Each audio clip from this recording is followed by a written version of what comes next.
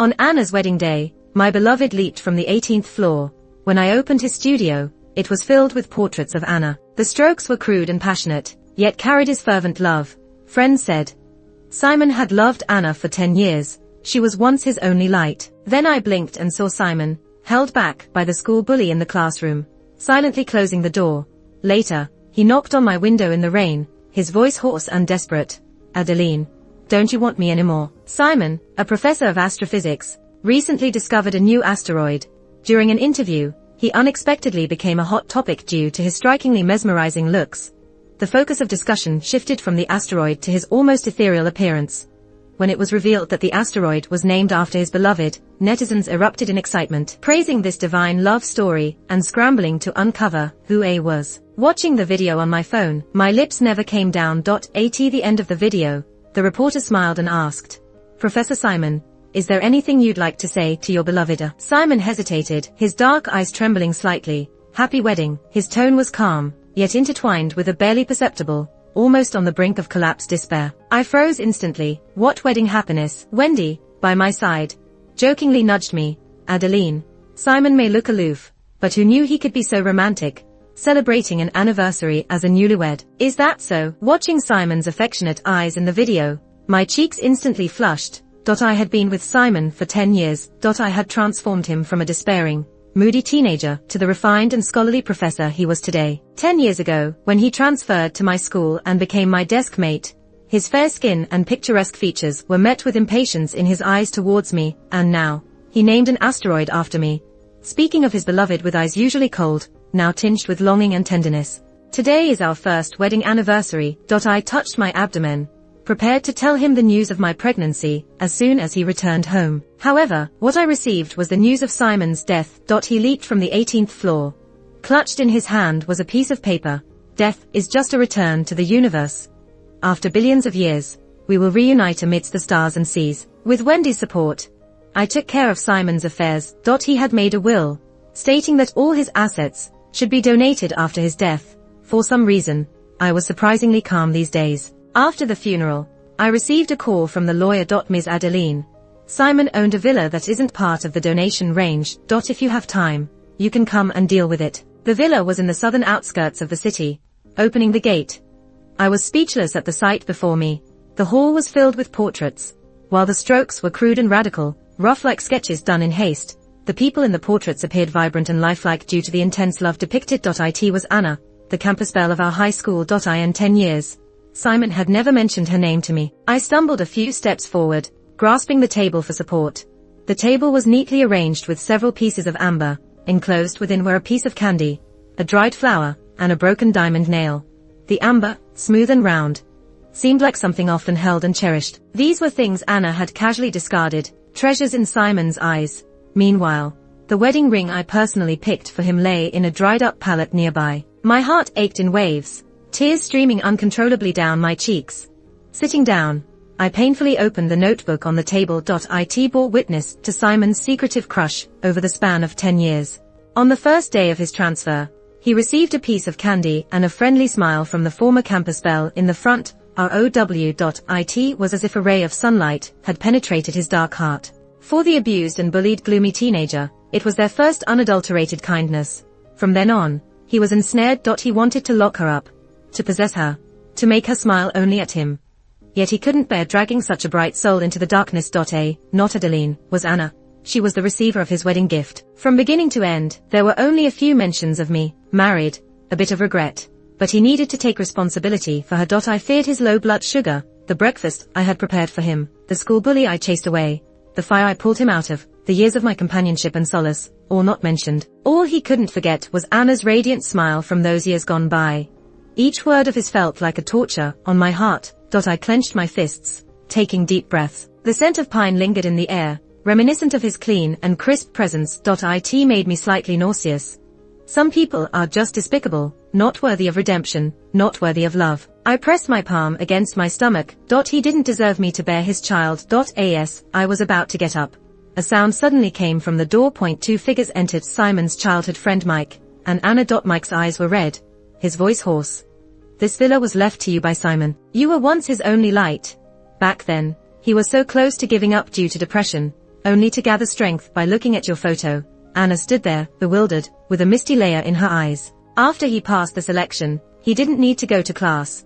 But he stayed every day, just to have more chances to see you. It was then that Mike noticed me behind the bookshelf. He paused, then with a look of disgust creasing his brow, he said, "What are you doing here?" He quickly approached and ruthlessly pushed me aside. "Get out quickly. Don't dirty the only clean place Simon has. If it weren't for you clinging on to him, he wouldn't have ended up like this." His shove made me stumble, a subtle pain creeping in my abdomen. I steadied myself, then slapped him back. "What's it got to do with me? I've never forced him to love me, to marry me." He missed Anna. "It's his own cowardice and cheapness." Anna's nasal voice suddenly spoke up. "Did he not receive the love letter I sent him?" Mike and I were both stunned. "What are you talking about?" "Before the college entrance exam, I left a love letter on his seat, but I never got a response from him." As she spoke, a bitter smile crossed her face. Then she looked up, eyes tinged with resentment. "It was you, right? Did you throw away the love letter out of jealousy? Did you make us miss each other for 10 whole years, leading us to separate paths as ghosts and humans?" I had no knowledge of this incident, but Mike believed it. You witch." With gritted teeth, he lunged at me, and my belly hit the edge of the table hard. Intense pain surged through me, fresh blood slowly seeping out. My vision darkened, and I collapsed to the ground. When I opened my eyes again, I was holding a book, wearing a school uniform, standing at the door of the utility room. Inside the utility room, young Simon leaned against the wall, stray black hair falling across his forehead, looking at me with a hint of confusion in his eyes. School bully Alan lazily sat opposite him, looking indifferent. Seeing me, a lazy smile played at the corners of Alan's mouth, worried about him. I was just looking for him, to have a chat. The feel of the book in my hand didn't seem like a dream. My limbs turned icy cold in an instant, hatred surging within me. The book dropped with a thud. I closed the door behind me expressionlessly and walked away. But a sudden sound of the door being pushed open came from behind me. Like a gust of wind, Simon ran past me, leaving only a hasty figure behind. "Where are you running?" I just wanted to ask him why he didn't sign up for the sports meet, Alan muttered while picking up the book I dropped, handing it to me without courtesy. I had a bad feeling and hurried to catch up. The classroom door. Simon looked into the classroom where Anna was fooling around with her deskmate. The setting sun cast a soft glow on his figure, his gaze tender and disbelieving, as if caught in a dream he couldn't bear to wake from. My heart sank slowly. His behavior and demeanor didn't resemble the brooding teenager from before. Rather, he looked like a refined professor 10 years down the line. Simon had also been reborn. What's wrong with him? Alan puzzled, patting him on the shoulder before squeezing into the classroom beside him. "It's almost time for class. Stop blocking the way." I followed my memory to find my seat. It was a self-study session. The classmates around me were quietly studying. I absent-mindedly flipped through a workbook with neat, childish handwriting. If I had a second chance at life, I definitely couldn't walk down the same old path. My mind gradually cleared, and my emotions slowly calmed down. Since Simon had been reborn, he probably didn't want any ties with me either. I had to stay away from him this time around, lest his death spatters blood on me. Nasty fellow. Just as I was thinking that, Simon's cold voice suddenly rang out. "Adeline, give me your math notes." I looked up. "What?" He glanced at me, his demeanor distant, seemingly not noticing the difference in my behavior from the previous life. His eyes and mind were filled with Anna, long forgetting what I had done for him. Anna turned back, apologetic. "Sorry, I just went to Simon for the notes, but he said your English is better, so he asked me to come to you." She smiled, so charming that it could have easily won anyone over. "Unfortunately, that didn't work on me. I won't lend it. I still need to use it. If not for using it, then simply because I don't want to lend it." Anna's smile froze. Her desk mate Mike couldn't stand it and turned around to scold me. "Adeline, as the class monitor, helping classmates is your duty. Borrowing notes shouldn't be like asking for your life. Quick, give it. Anna came to you out of respect. Don't be evasive." His voice was loud, and the surrounding students turned their attention to us. Anna looked disappointed, but her gaze towards me held a hint of disdain. On the other hand, Wendy rolled her eyes, swallowed her snack and started arguing. "Stop moralizing here. Adeline's painstakingly organized notes. Why should they be handed to you wolves? What? Your grades are poor, so it entitles you to demand things." Seeing the two about to argue, Simon quickly interrupted. "Enough." Then, he turned to me, his voice softened, sincere and serious. "Adeline, Anna is lacking in math. Only when her math improves can she apply to good schools." I stared at him quietly, Feeling a little bitter. He didn't continue with his words. But I knew.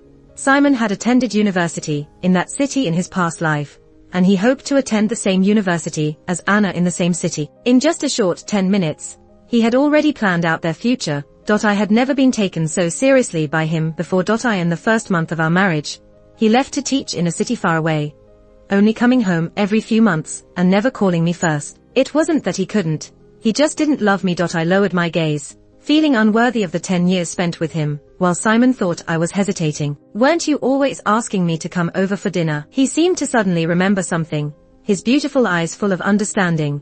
You help Anna improve her English grades, and I will come over for dinner at your place every month. He spoke with an air of condescension.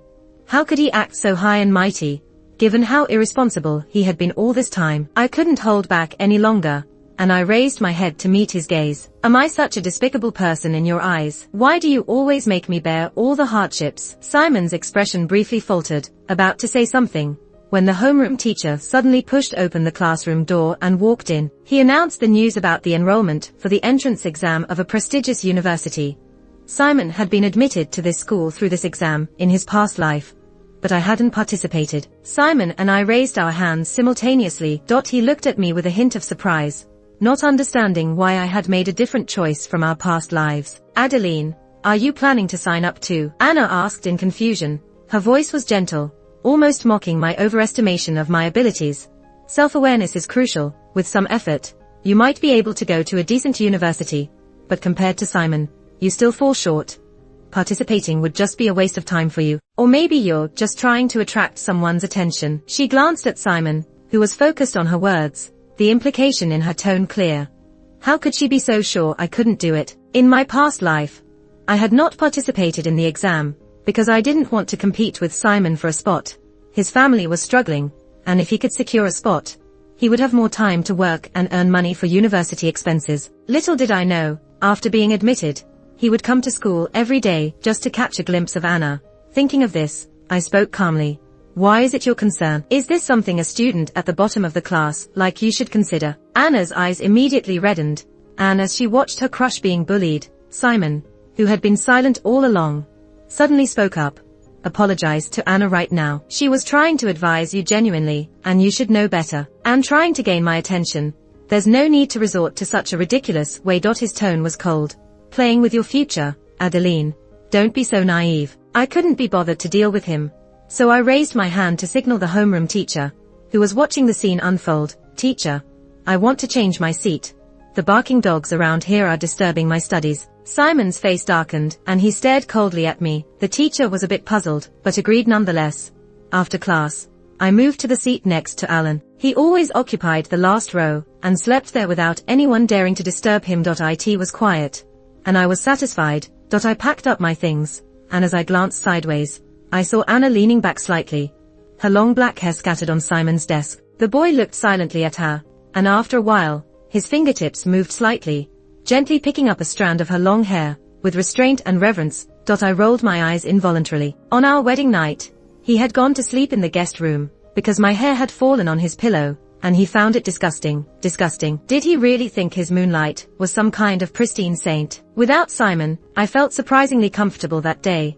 After school, the homeroom teacher asked me to help him grade some papers for a while. By the time I got to the residential area, it was almost dark. A few aunties walking their dogs in front were chatting casually. Did you hear? That madman from the third building was taken to a mental hospital by his son. He beat him too severely. I went to see. It's really tragic. The boy looked so well behaved. How could he bear to beat him? My steps faltered. Our house was in the third building, and that madman was Simon's father. In my past life, he would often go crazy and beat Simon, leaving him covered in bruises. Under my desk, I always kept a small first aid kit to tend to his wounds. I had suggested calling the police to report him, but he thought I was meddling too much. It seemed that in this life, he had chosen not to endure it anymore. Not long after, I saw Simon curled up on a bench. There were traces of fresh blood on his forehead, making his pale face look somewhat sickly. The surrounding lights flickered, and the cold wind tousled his messy hair, and I unexpectedly met a pair of bewildered eyes. I averted my gaze, preparing to turn and leave expressionlessly. Adeline, he called out to me. Then, as if he suddenly realized something, his expression returned to its previous cold detachment. What are you doing here? Feeling annoyed, I hastened my steps, but he suddenly chuckled. The low, hoarse voice came from behind. Don't think I don't know, you're here to play the savior. You love extending a helping hand when others are in trouble. Do you think I will like you for that? On the contrary, I hate this hypocritical side of you the most. I stood frozen, realizing what he had said. Shaking with anger. Was that how he saw me? My affection for him, my concern, was seen by him as patronizing, as hypocrisy. Had I spent the past 10 years loving such an ignorant fool? You're wrong. I took a deep breath, trying to keep my tone calm. I'm not here to be a savior. Then, I stepped forward quickly, and with a swift movement, I raised my right hand and slapped him hard. I'm here to see how pathetic you look. After the slap, I shot him a fierce glare and turned to leave, leaving Simon standing dumbfounded in place. After slapping him, I felt much better. When we were in school, we would also tacitly pretend to be strangers. Occasionally, I would overhear news about him and Anna. He would hand-copy hundreds of pages of notes for Anna. He would get into fights with thugs for Anna outside of school. He would ride for miles to buy freshly baked desserts for Anna. In the past, when I asked him to pour me a glass of water, he would find it annoying. Indeed, true love is different. At this point, I felt calm and even wanted to curse at the fool. I used to love Simon, not just because of his astonishing looks. It was also because I admired his strength. I loved his intelligent and clear-headed, aloof and fragile demeanor. But looking back now, if I had followed his path, I wouldn't have been worse off than him. After leaving Simon, my life gradually got back on track. Wendy, finding Simon's surroundings chaotic, moved to the back row and talked to me about various topics every day. When Alan saw the review materials I prepared for the entrance exam, he suddenly became motivated, didn't feel like sleeping anymore, and joined Wendy and me in studying. By the time of the monthly exam, his score had improved by over 100 points. His parents warmly invited Wendy and me to their house for dinner. During the meal, his mother kindly held my hand, wanting to adopt me as her goddaughter, but Alan interrupted. With his hands in his pockets, in a nonchalant manner, he said, "Mom, if you want to adopt someone, there are other ways." I pretended not to understand, playing with the puppy bouncing under the table. The puppy was too cute, and I couldn't resist feeding it a piece of chicken breast. The dog excitedly performed 2 backflips for me. Dogs know how to be grateful, but some people don't. As the exams approached, I began to diligently follow my review plan. Simon gradually faded from my view. The next time I encountered him was at the entrance to the gym equipment room. The physical education teacher asked me to get the basketball for class. As I walked to the equipment room's entrance, I saw the figure standing in front of the door. Simon had his head down, the corners of his eyes red, looking like a forlorn dog. The equipment room's door was slightly ajar, and I could clearly hear the conversation between Anna and her friend. "Anna, how could you dare to eat what he gave you? His dad is a lunatic. Who knows if he has any viruses on him?" her friend said disdainfully. "Don't say that. Viruses or no viruses," Anna's voice rang out leisurely. "Just some genes. Look at him, with that gloomy face all the time. He probably has some of that lunatic's genes, but it's okay, just for fun." Her friend laughed loudly, "But it seems like he's pretty serious. I heard he took 3 jobs to support you. Seriously, but really good at flattering. Just a fool, easy to hook. Before him, be honest. This little mad dog I haven't had enough of yet." Anna sneered. "Not in front of him, though. Pretend to be honest. This little fool still hasn't had enough entertainment from me." Simon's hands holding the cake trembled slightly. I could imagine how uncomfortable it must have been to see the moonlight fall from grace. Hearing Anna's words made things clearer for me too. With her personality, she probably never wrote a love letter to Simon in her past life. She said those things just to smear me and provoke Mike. I and this life. I didn't want to be involved in their melodramatic love triangle drama. So I turned to leave. But Simon grabbed my wrist firmly. "Let go." I couldn't break free. He dragged me outside. Like a madman, he pressed me in a corner. His once cold eyes were now filled with hatred. "Did you spread the news about my dad, Adeline? Are you satisfied now? Is this how much you like me? Liking me enough to ruin my relationship with her?" I kicked him in anger. After 10 years of being together, even without love, there should be basic trust. Luckily, I had long given up hope on him. I looked at him coldly. "Simon, have you developed paranoia? Didn't you tell me about your dad on the first day you transferred here? Like you? How thick is your face? Anna was right about you being a fool." Surprisingly, Simon didn't retort. It seemed like some belief was crumbling within him. His strength was ebbing away, and he slowly slumped against the wall, finally sitting on the ground. I watched his expression of despair intently. I wanted to capture it, Take out the photo when I'm feeling down, and laugh. Suddenly, the person in front of me chuckled, and as he laughed, tears filled his eyes. Am I going crazy? I heard him muttering almost inaudibly, it was my fault. I shouldn't have. I in that moment, I understood. During this time, he might have noticed Anna's unusual behavior, but in the 10 years of the past life, he had poured too much intense emotion into that illusory bubble. So, he had been deluding himself. Now, the filter had cruelly shattered. He couldn't believe it, didn't want to admit that he had risked his life for such a person. So, he shifted the blame to an innocent person like me. I looked at Simon, his eyes red, and sneered. Regardless of past or present, he was still the coward. I didn't want to see him regret or go mad anymore. So without hesitation, I turned and walked away, leaving him to cry and laugh in the background. I wasn't as foolish as Simon. I in this new life. I wouldn't waste time on unworthy people, driving myself mad. I had long persuaded my parents to invest in future emerging industries. I also significantly improved Wendy's grades. Not getting into the ideal school was a big regret for Wendy in her past life. This time she got her wish. Everything was moving in a positive direction. After that day, I heard that Simon and Anna had a big argument, but that had nothing to do with me. The only thing that concerned me was that he no longer revolved around Anna, but instead buried himself in his studies. After all, he had taken this exam in his previous life and remembered some of the questions. I had to put in more effort than him to surpass him. Wendy and Alan both noticed my unusual behavior, but the two of them silently chose not to disturb me. On the day of the exam, I walked out of the examination room. The sunlight was spread evenly on the road, like a cat basking in the sun in the afternoon, quiet and beautiful. The answering process went smoothly, and I could finally breathe a sigh of relief. Alan was holding 3 cups of juice, waiting for me at the door with Wendy. He waved to me, his messy hair being tousled by the breeze, giving off a natural and youthful vibe. I quickened my pace to meet them. He handed me the milk tea, his handsome features focused and gentle. Let's go. I'll treat you guys to dinner. After dinner, I spent the whole afternoon playing at the amusement park with them. It had been a long time since I had felt this happy. Since my rebirth, my spirit had been tense. Today, I finally felt the long-lost relaxation, as if all my troubles had disappeared. A strange feeling seeped into my blood through my pores, awakening my lifeless cells. It was as if I had come alive again. In the following days, I ended up becoming the most relaxed one. Every day, I was sent to buy meals for Wendy and Alan. Today, early in the morning, Wendy insisted on eating the burgers at the school south gate. So during lunch break, I went to run errands for her without any complaints. As I walked out of the school gate, I brushed past a familiar blonde-haired person, hearing him say, "Don't worry, babe. That guy who bullied you has been taken care of by us." He led 3 or 5 lackeys and casually got into AVA, and it suddenly dawned on me. This blonde-haired person was Anna's thug ex-boyfriend, the one who used to pick Anna up at the school gate. I turned into an alley without understanding, only to find Simon lying by the garbage can with blood all over his head. So it was him they took care of. But I started to doubt.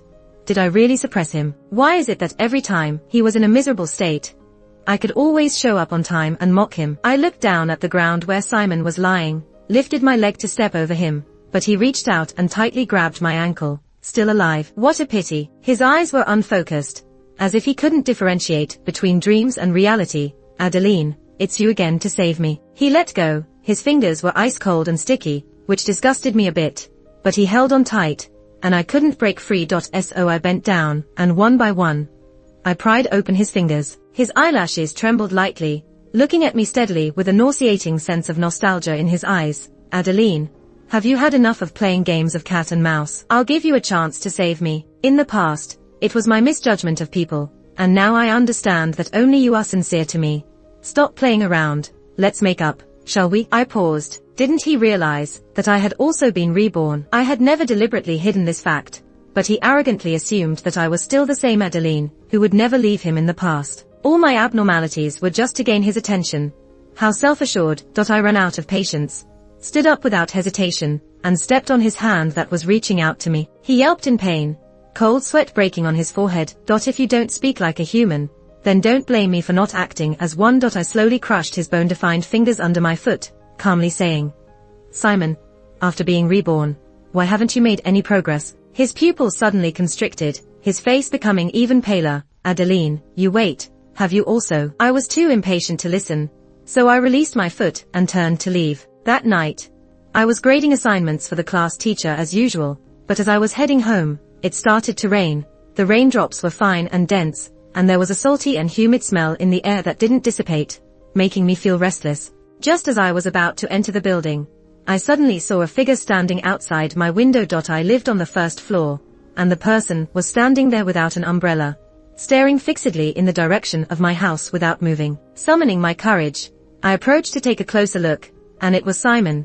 Through the rain curtain, I saw the thick, unrelenting sadness in his eyes. When he saw me returning, he subconsciously tried to come closer, but my disgusted attitude stung him, leaving him frozen in place. "Adeline, I'm sorry." The raindrops fell, hitting him one by one, as if trying to bend his pride as well. After all this time, I finally received an apology. But I didn't care anymore. I gripped the umbrella handle tight. "I know. So please leave." He didn't move, standing silently in the same spot with red-rimmed eyes. When I was on the rooftop, I thought I had lost my true love forever. But after leaping down, there was only you in my mind, waiting for me at home for dinner. "Anna was just an obsession of my youth, Adeline. The one I truly loved was you." I scoffed. "You love me. You went to find Anna right after being reborn. You bought so many cakes for Anna, but you couldn't even bother to cook a bowl of noodles for my birthday. And you call that love?" I said calmly, while Simon's face grew even paler. Perhaps people could be trapped by things they couldn't have in their youth forever. But that wasn't the reason he hurt me. Simon lowered his head more and more, but when he heard the last sentence, he suddenly looked up at me. "A child. We have a child. Boy or girl? How old?" He stepped forward in a panic, his eyes and brows filled with the thrill of becoming a new father. After a moment, he suddenly realized something, and the smile on his lips froze. "I don't know. I was pregnant for a month and got killed by your moonlight and good brother," I said calmly and cruelly. "In fact, I didn't know if I was dead. I just wanted to hurt him." With these words, Simon finally couldn't bear it anymore. He covered his face with his hands and squatted down, making a stifled sob in his throat. I walked past him and entered the house. Watching Simon crying uncontrollably outside the window, I felt a sense of relief. The pain should not be mine alone. Simon dropped out of school. I was successfully recommended for admission. After the admission news came out, Wendy wanted to find Simon to show off, but couldn't find him. She put all her effort into studying, and her grades skyrocketed. After being recommended for admission, I rarely went to school. I just occasionally sent some study materials to Wendy and Alan. Alan said he wanted to attend the same university with me and have a campus romance. But getting into that university was not easy. Even so, seeing someone work hard to catch up with me touched me. So, I sent him more study materials in return. Alan gritted his teeth and said, "Adeline, Reyes has a question for me. How can I make it? It's not enough." I heard about Simon again a few months later. He stabbed Anna and Mike 8 times each. But the wounds were not fatal. Both of them were in the ICU, still unconscious. The police searched for him for 3 days, but he was nowhere to be found. All the classmates and teachers were shocked by his cruelty. Only I knew that he was a lunatic inside. The police questioned his teachers and classmates. I was also there. After returning from the police station to home, I took out the keys to open the door. Suddenly, a cloth with a strong odor covered my mouth and nose. I instantly lost consciousness. When I woke up, I found myself tied to a chair on the rooftop of an abandoned building. Simon, dressed in a suit, stood at the edge of the building with his back to me, lost in thought. The cold wind blew, lifting up the dried leaves and gravel on the ground. Despair surged in my heart. Sensing movement behind me, Simon turned around and calmly lit the candles on the table. It was then that I noticed the table was full of my favorite dishes. Simon sat next to me, his delicate face half bathed in the candlelight, half shrouded in darkness. "What do you want?" I coldly locked eyes with him. A gentle smile tugged at his lips, his calm gaze hiding a hint of imperceptible madness. "Adeline, have you forgotten? I still owe you an anniversary," he said with a warm smile. I looked at him steadily. "Let me go home. You won't be able to hide with me for long." It was as if he didn't hear my words, busily ladling me a bowl of soup.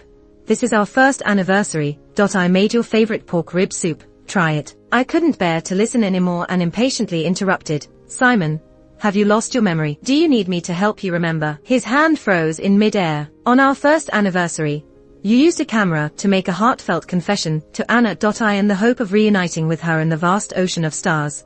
You jumped from the 18th floor, abandoning your wife and child. Do you remember now?" My tone was full of mockery, and Simon's eyes turned red instantly. He reached out and hugged me, resting his cheek against my neck, coaxing me in a semi-spoiled manner. Let's have a good day today. No mention of these things, okay? After so many years of being together, he knew how to calm me down. In the past, whenever he acted spoiled towards me, I would soften and submit to him, but now, I just felt disgusted. I kicked the table. The red wine bottle toppled and spilled onto the table, staining him with dark red liquid. He ignored it, showing no signs of anger. He just reached out and touched my cheek lightly, his gaze deep and intense, as if wanting to etch this scene into his heart forever. We don't have much time left, Adeline, he said with a faint smile. His dark eyes were as calm as the night. What time? I felt uneasy and instinctively moved away from him. Don't be afraid. I won't hurt you again, he said bitterly, noticing my actions. I didn't believe him at all. Suddenly, the sound of a police siren could be heard in the distance, and I breathed a sigh of relief instantly. During the police questioning, I voluntarily asked to have a tracker installed on me. I went home alone to lure out Simon. He bent down, lightly kissed my forehead, as if bidding a final farewell. I heard him whispering with a sigh, Adeline, how did we end up like this? If he hadn't been so obsessed with Anna, if he had taken responsibility from the beginning, maybe we would have been a happy family of 3 now. Sadly, there are no ifs. Fortunately, there are no ifs. A dazzling white light suddenly shone on the rooftop, and I squinted my eyes. The next moment, Simon had several red dots concentrated on him. He stood up, looking at me reluctantly, taking step after step backwards. I looked up, meeting his gaze. There was no surprise in his eyes, just a sense of relief. In that moment, chills ran down my spine. I suddenly realized he knew it was my trap, and he didn't intend to escape at all. When he reached the edge of the building, Simon stopped. He flashed me a reassuring smile, calm yet desperate. Adeline, I will atone for you on my own terms. I looked at him firmly. Simon, stop right there. Why does he get the easy way out? I don't want to let him off the hook like this. He hurt me, he hurt others. He should spend the rest of his life repenting in prison. Adeline, I love you. The cool breeze from the rooftop wafted his last words towards me and tousled his hair. He leaned back. In that moment, I felt like I was back in that summer afternoon. The air was hot and humid, the walls of the classroom were peeling, and the boy leaned lazily under the creaking fan, looking at me with a slight blush on his ears, his voice clear and melodious. Adeline, do you like me? After the college entrance examination, we all went our separate ways. Wendy did well and went to a nearby university. We occasionally meet up during long holidays. Alan missed the score requirement for that university by a few points. Although he could have gone to a decent university, he chose to repeat the exam. Mike and Anna were too severely injured to have become vegetative, not knowing when they would wake up, and naturally did not take the college entrance exam. University life was busy but fulfilling. I tried many new things I hadn't experienced in my past life. Although not exceptional compared to my past life, I was happy nonetheless. After all, happiness is the most rare and magical ability. Despite the hardships and pain of my past life, it didn't stop me from falling in love with this world again. The second year of the school season. As a department head, I went to welcome the new students. A few bold freshmen came up to ask for my contact information, and I smiled and politely declined each one. Then, a familiar voice rang out. You guys are doing it all wrong. Watch and learn. I looked up to see a boy, lazily pushing a luggage under the sunlight, eyes fixed on mine from a distance. Senior, wanna date? My dog can do backflips, you know. Epilogue. The first day with Alan. It was a rather ordinary weekend. There were no flowers, movies, or dinners. I had to return to the lab for an experiment all day as my supervisor had called me back. So I had to stand him up. The experiment was too hectic, leaving me completely preoccupied. He was considerate enough not to disturb me. When the experiment finally ended, I glanced at my phone. The first thing that popped up was a long rant from my roommate. I couldn't help but laugh out loud. I opened the chat with Alan, and a message popped up, just in time. Is the experiment done? Why aren't you talking to me? Don't you miss me? I miss you so much. Then he quickly retracted the message. Sorry. Do you miss me? Walking out of the lab building, I replied to him, I miss you, but I can resist, but I can't resist. I heard a voice and suddenly looked up. Alan was standing at the entrance of the lab building, with a smile playing on his lips and his usual look of carefree laziness in his eyes. I walked briskly towards him. He casually unwound his scarf and draped it around my neck, then pulled out a cup of warm ginger tea from his pocket, and handed it to me. You didn't come to find me, did you forget about me? He accused in a teasing tone. I smiled and took his hand, how could I forget you? I was thinking about you, didn't you hear me? His lips curled up. I heard. I nodded in agreement, complimenting, indeed, a dog's hearing is better than a person's. Hearing my words, he didn't get mad, but instead placed my cold hand into his pocket. There were few people walking on the campus at night. The two of us strolled leisurely along the path in the moonlight. After a while, his voice floated gently to my ears. Dogs also miss their owners. I miss you so much. 5 years with Alan. He proposed to me. The gentle waves sparkled with soft foam, resembling a softly colored painting. Under the light caress of the breeze, he gazed at me with focus and calm, though his hands were trembling slightly. Adeline, today is our 5th anniversary. When I woke up this morning and saw your profile in my arms, I thought I couldn't love you more than at that moment, but now, my love for you has grown a bit more. You are smart, independent, brave, and sincere. Your soul shines brightly like a rainbow. Although the better things are worth waiting for, the thought of being with you forever makes me not want to wait any longer. With that, he raised his hand to remove the watch he had given me on the day we confirmed our relationship 5 years ago. With a slight twist, a ring popped out. Adeline, will you marry me? I was stunned. He had actually hidden the ring on me 5 years ago. He thought I was hesitating. Nervously, he quickly said, I'll take care of the housework after we get married, and I'll deal with it if you don't want children. I pounced on him and hugged him tightly, saying, deal. Don't you dare go back on it. He stiffened. The next moment, he hugged me back tightly. I felt warm liquid sliding down into my neck. It was sweet. In order to propose, Alan had quietly arranged for our close friends to come to this island. That night, we gathered together to celebrate the successful proposal. When I came back from the restroom, I saw Wendy holding a bottle of wine and questioning Alan with a stern expression. Alan straightened up, looking like a primary school student being questioned by a teacher. His eyes were clear, but his face was slightly flushed, indicating that he was a bit tipsy. But Land Rover cars, we have several of them at home. I usually let the maid drive them. Wendy tightened her grip on the bottle, gritting her teeth, and I hurried over, trying to take the alcohol away from both of them. But Alan tightly grabbed my sleeve. Adeline, try this grilled octopus. It's especially fresh. My eyes shifted towards the octopus, and then to the mushrooms in the pot. I quietly called a cab to take us to the hospital. In a past life, I avoided it for half of my life. I dare not face my feelings for Anna. I could only hide in the dark corners, like a mouse that can't stand the light, peeking at her happiness. When I jumped down, there was no relief or liberation in my heart. Instead, there was a sense of panic. All I could see in my mind was Adeline's face. She had called this morning, speaking cheerfully, saying she had bought my favorite food and was waiting for me to come home for dinner. I was dead. What would she do now? At that time, I naively thought that I only felt guilty towards her.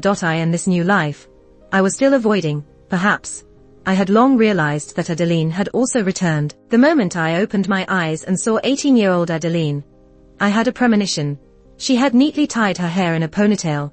Her hair was frizzy, and even the oversized school uniform couldn't hide her radiance and vitality. But her eyes carried exhaustion and hatred. I should have realized it long ago. But I couldn't believe it. I attributed her abnormality to the butterfly effect, to her trying to get my attention. But the reality was the one thing I least wanted to admit. She had been reborn too. She didn't want me anymore.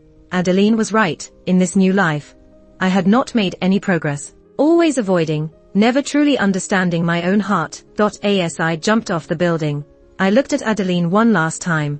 Her eyes of disgust and hatred slowly blurred and dissipated before me. When I regained consciousness once more, I was met with Adeline's excited face. What's going on? Why was she so happy? She sat on the sofa, looking at me with a smile in her eyes. What name should we choose? Oh, we don't even know if it's a boy or a girl yet. She gently touched her belly, talking with excitement and anticipation.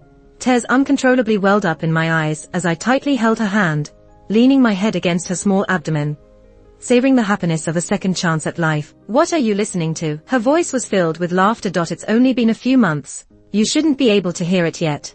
After all, he was killed by your best friend and crush. I suddenly looked up. Her face twisted and contorted in front of me, resembling a demon. Turns out, I hadn't reached heaven. I had descended into hell.